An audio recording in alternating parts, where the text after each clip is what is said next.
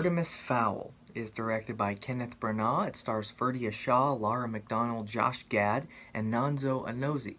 Artemis Fowl is the story of a 12-year-old boy who lives in Ireland, and his dad's always telling and educating him about mythical creatures like fairies and dwarfs, for example. But Artemis doesn't necessarily believe in those sort of things until his dad is captured by the evil villain in this movie, and I don't know her name.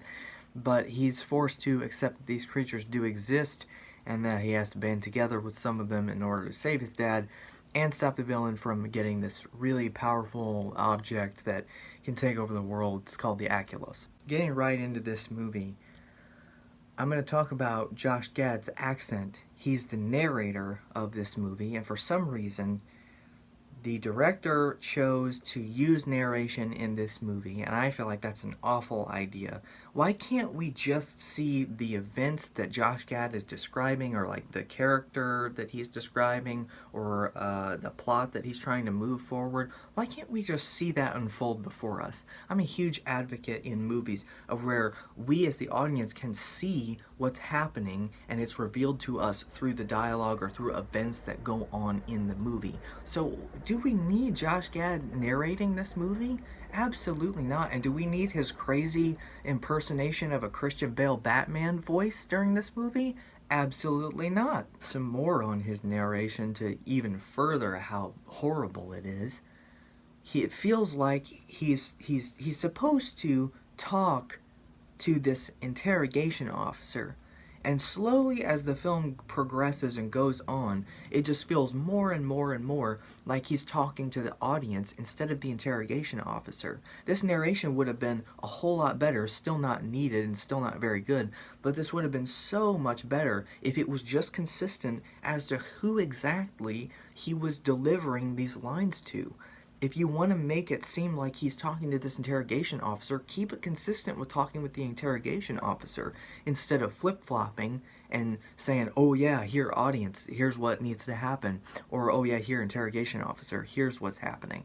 Another flaw that I really spotted with kind of the plot and really just the characters in general was the relationship that they're trying to get me feel emotional for between Artemis Fowl Jr. and Artemis Fowl Sr. The relationship that they have is that Artemis Fowl Sr. is the guy who's educating his son on all these mythical creatures and everything like that, and that apparently Artemis Jr., that's the only person he's really close to because he's kind of standoffish to everyone else. And it would be great if we could see that happen, if we could see them actually have a normal conversation, instead of just having Josh Gad narrate over the top and saying, oh yeah, they're kind of close. That doesn't work for me when the whole premise of the movie is that Artemis Sr. is being trapped and kidnapped and held hostage, and that Artemis Jr. has to come in and rescue him. I don't really care. I don't really care if his dad dies or not. I mean, there's nothing that is keeping me on the edge of my seat waiting to what's going to happen next. Another issue that I have with this movie is that throughout the movie they push for this serious, action-packed spy, thriller, adventure movie, and they try to throw in these small comedic moments that really just don't land. And I'm not saying that they can't work, or when a movie throws in comedic moments in a serious toned movie. I'm not saying that that can't work. I've seen that done in a few movies, and actually it's been quite enjoyable when they do something like that and it's executed properly. But what happened in this movie was that the comedic scenes really just did not match, and they threw off the whole tone of the movie for me, and they just didn't execute them well, and they really didn't even execute the serious scenes well, because as I was watching this, I found the serious scenes that were supposed to be just mind-blowing and make me really focus and be on the edge of my seat, and instead I was actually laughing more at those scenes and how poorly executed they were than I was at the comedic scenes that I was supposed to laugh at.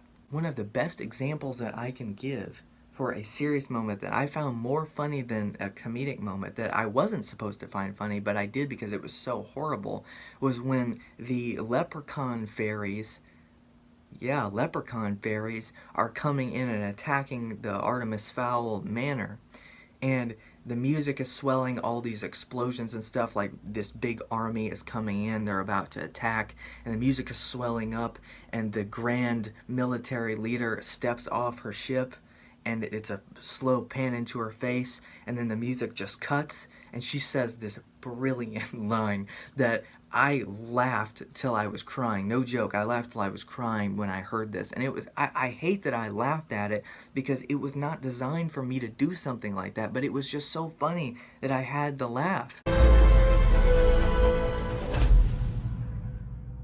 Top of the morning.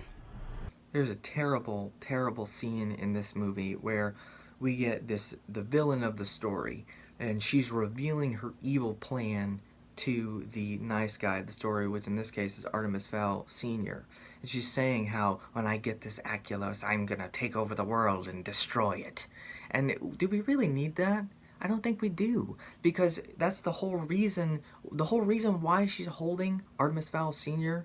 is for ransom for this atrocious. So we can imagine, without hearing that expository dialogue about what she's gonna do with it, we can imagine the horrors that she's going to use this thing for.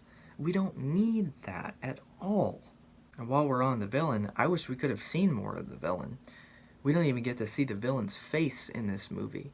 I think something they should have done with this is taken the villain of this movie and made her be at the forefront, where instead of just sending people to do things for her and doing absolutely nothing in this movie, I mean, she does nothing. She stays in like one room the entire movie. And what she should have done is she should have been this really cool villain where she got up and went after this atrocious and maybe even like raised a weird like creature army that was going to help her go after this atrocious to take over the world and destroy it. But instead she just sits in this room and sends people to do things for her. This was a horrible movie villain. I think my main disappointment, why I'm so like frustrated that this movie was horrible, is because after watching it, and by the way, when I went into this movie, I knew absolutely nothing about Artemis Fowl. I didn't read the books or anything like that. But after watching it and thinking about it, I see so much potential for this movie. This movie could have been really, really excellent. This could have been a really fun action spy thriller that they were trying to push but didn't execute very well. And it could have been that with a really cool fantasy element added in. This movie has so much potential, and I hope that at some point somebody would have the brains to redo this and actually execute it in a really good way. But now that it's owned by Disney, I don't think we'll ever see something like that. I am really disappointed in Artemis Fowl. If you couldn't tell by the review that I just gave, I mean, I am pretty disappointed in this. And I'm gonna have to give it a score of like 0.5 stars, or like a D- in the letter grade. Guys, this movie was really bad, and even though it's horrible, I encourage you to watch it and maybe potentially see it how I watched it, where when you're watching, picture how cool this movie could have been. Picture the potential, and maybe write it differently in your mind, direct it differently in your mind, and maybe this movie will be a little bit better. But for right now, I gotta give this a really bad grade, because this movie was just not very good at all. I'm really, really disappointed in Artemis Fowl. That's going to do it for this review, though. Thank you so much for watching. If you liked what you saw here, subscribe. Hit the bell icon to get notifications when new videos are posted, which will be every single Monday. Leave me a like on this video, leave me a comment, let me know what you think. And the review is now concluded.